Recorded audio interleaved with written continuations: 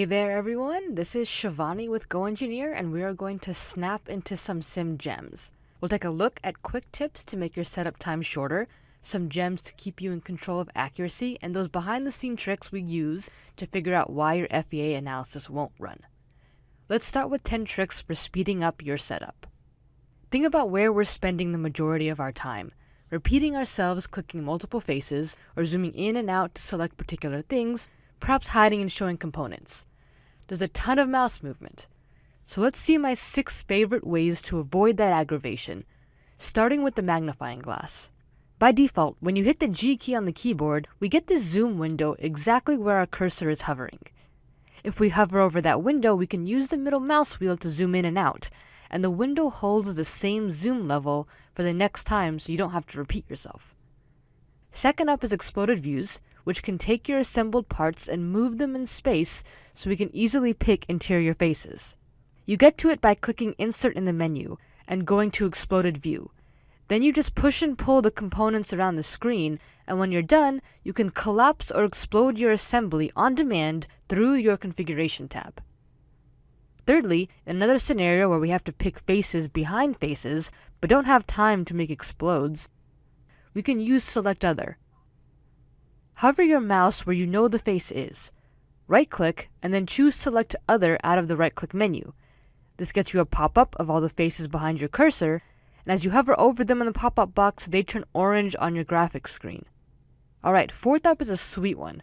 We make multiple selections all the time using the Control key, but now when you right-click, we have a Save Selection choice, which puts everything we selected into a set which we can easily reselect on the fly by clicking the choice from the drop-down folder. The fifth tip is helpful if you hate zooming or digging down through the flyout tree.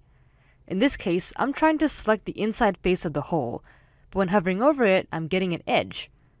By default, if I hit the F5 key, the selection toolbar pops up on my screen, which can force my mouse to filter out particular selections. For simulation, the first 5 choices for point, edge, face, surface, or body are extremely useful.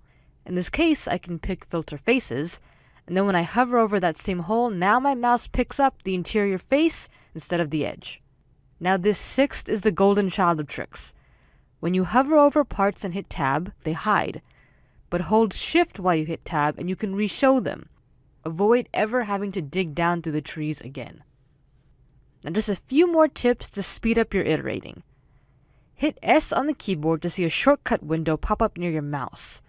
Right-click on it to get a custom option, and then drag and drop icons from the simulation set into your shortcut menu. Similarly, if you're always doing the same type of inputs, right-click on them and choose Add to Library.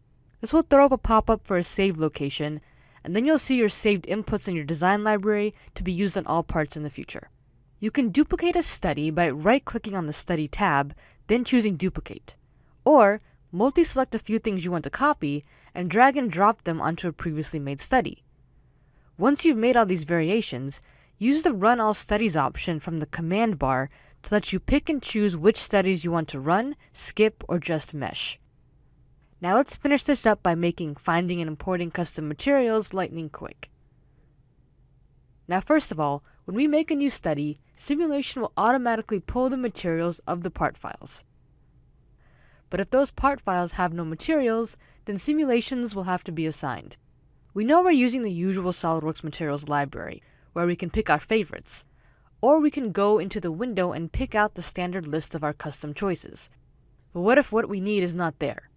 Well, check this out. There's a materials web portal available for subscription customers who have at least a Simulation Professional license. This takes us to the Materiality website, where we can filter out study type and material type to locate an online database of tested materials. We can hover over dots to preview them, or choose from multiple in a pop-out table. When we find the one we like, we select it, and then we let the portal convert the data into a format that SOLIDWORKS can easily read in. I can preview what's going to download, and make edits from this window. And when I'm done, I can download it. But the portal is going to give me a clue on where I should save this download so that it shows up in my material library list. Let's double check that information by going to System Options, File Locations, and then Material Databases. This is where SOLIDWORKS is looking for materials, and this is where I should save my downloaded materials. So after clicking download, we'll navigate to one of those folder locations. Many of the default folders were in a program data folder, which is hidden. So if you plan to use that, make sure your hidden folders are turned on. But just be careful when upgrading because these default folders and locations will get overwritten. Alright, and now that we've downloaded the correct folder, when we open our material library, we will see that downloaded material in its own custom folder, with all the changes I applied in the web portal. So now that we're all sped up, let's make sure we're getting good results. We'll focus on a few key things to improve our accuracy. First of all, our parts can have multiple components, and our assemblies always do. But that can be overkill, especially because simulation is going to pick up every body and mesh and analyze them. Make your calculation faster by right-clicking on bodies that you don't need and excluding them from the analysis. This will leave more RAM for more fine-tuned analysis on just the parts you care about. Next, when we're applying fixtures or loads, we're reliant on existing geometry to apply them correctly. Loading on a wheel would not be like this. So draw a sketch of where the load would actually be applied, and use split line to project that sketch onto the loading face. This will split the face up so we can have a more accurate loading condition. We've all heard that the smaller the mesh, the more precise your results, but the longer it takes to solve. These plots help us decide where to refine the mesh without blowing up our solve time. Our first is the design plot. This tells us where the majority of the load path is and can help us during design, or tell us where the critical regions are where we should refine our mesh. Second is a stress plot option called the energy norm error. This tells us how different the stress results are in one cell from the cell next to it. When we see big jumps in color, we know we need to refine there. Also, starting in 2016, we can section view our mesh.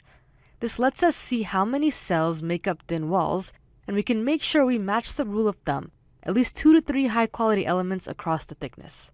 Finally, no talk on accuracy would be complete without sensors. They are the easiest way to get numerical results on critical areas of the model and to make sure our results are converging. Let's see some ways to make them. These can be made before or after the simulation. We always have a folder called Sensors in our model tree, and if we right-click on it, we can add a sensor.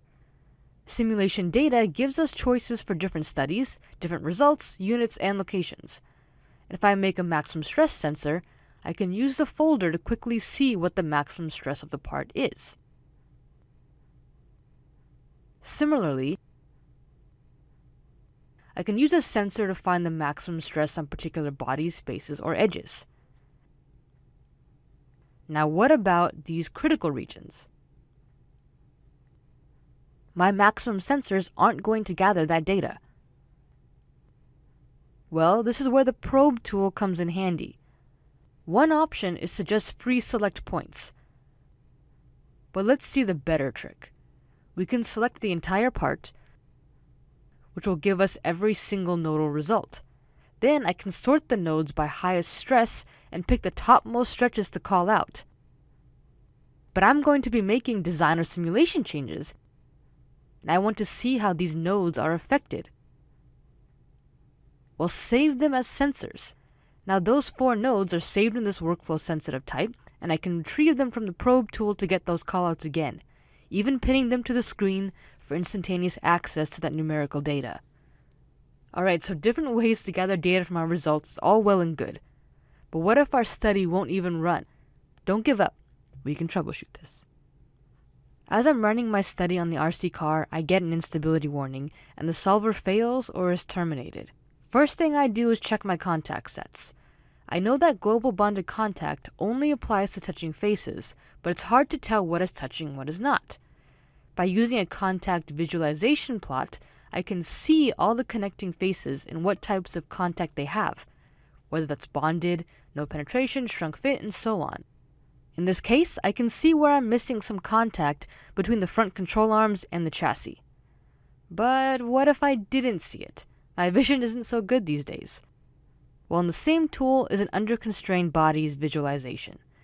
This gives us small animations of the part files that can move freely in some direction. Right away, this tells me I'm missing a connector between my arms and the chassis. Unfortunately, this option for the videos is only available if I do not have no penetration contact.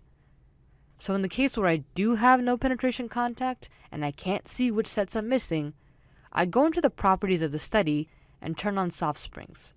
This helps the calculation to complete, and then I can use the insanely huge displacements of the parts flying off to tell me which parts are missing restraints.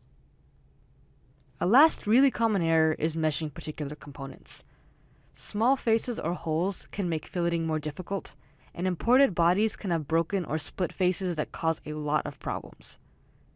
When faced with meshing errors, try switching to curvature-based mesh or using mesh controls to refine the mesh around curved or smaller geometry. Both those options have choices for minimum element size, which we can keep decreasing until the mesh completes. A blended curvature-based mesh is very similar, and it is sort of a combination of the two. It can prevent large degree of freedom meshes, but still automatically refine in small regions. And that's about 20 of our favorite secret tricks hiding within SOLIDWORKS simulation. Thanks for watching.